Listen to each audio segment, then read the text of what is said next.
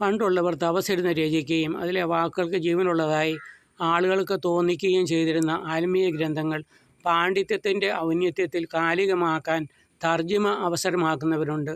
ആളുകൾ തങ്ങൾക്കെതിരെയാണെന്ന് ധരിക്കാൻ ഇടയുള്ളതും അനുസരണത്തിന് പ്രേരിപ്പിക്കുന്നതുമായ പദപ്രയോഗങ്ങളാകും ഇതിൽ ഉപയോഗിക്കപ്പെടുക. ഒരു വാക്കിന് പല അർത്ഥങ്ങളുണ്ടാകുക എന്നതാണ് ഇവരുടെ പിടിവള്ളി. സമയോചിതമായ വ്യാഖ്യാനങ്ങളിലൂടെ ചോദ്യം ചെയ്യാനാകാത്ത വിധം അത് നിലനിർത്തിക്കൊണ്ടു പോകാനാവുകയും ചെയ്യുന്നു.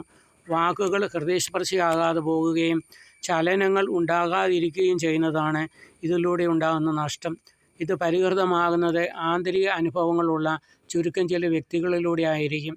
തിരിച്ചറിവായ കാലം മുതൽ ആന്തരിക തപസ് ശീലിച്ചു വരുന്ന ഇത്തരം വ്യക്തികൾ ഉപയോഗിക്കുന്ന പദങ്ങൾ ഹൃദയത്തിലും മനസ്സിലും മുഴങ്ങുന്നതായി തോന്നുന്നവർ മറ്റെല്ലാം വിട്ട് ഇവരുടെ അടുത്തേക്ക് പോകുന്നത് കാണാം. തങ്ങളുടെ സമയം കഴിഞ്ഞുപോയെന്ന് തോന്നുന്നവരാകട്ടെ അവരിൽ നിന്നും ദാനമായി കിട്ടുന്നത് ദാനമായി കൊടുക്കാൻ ശ്രമിച്ചെന്നും വരും.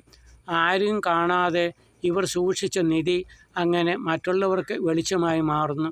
അപ്പോഴും തങ്ങൾ പഠിച്ചതും വിശ്വസിക്കുന്നതുമായ കാര്യങ്ങളിൽ നിന്നും വ്യത്യസ്തമായതിനാൽ തങ്ങളിലൂടെ അല്ലാത്തതെല്ലാം ശരിയല്ല എന്ന പ്രഖ്യാപനവുമായി പ്രവർത്തകരെ മടക്കിക്കൊണ്ടുവരാൻ ശ്രമിക്കുന്ന കുറേ പേർ കാഴ്ചക്കാരായി അവിടെ അവശേഷിക്കുന്നുണ്ടാകും.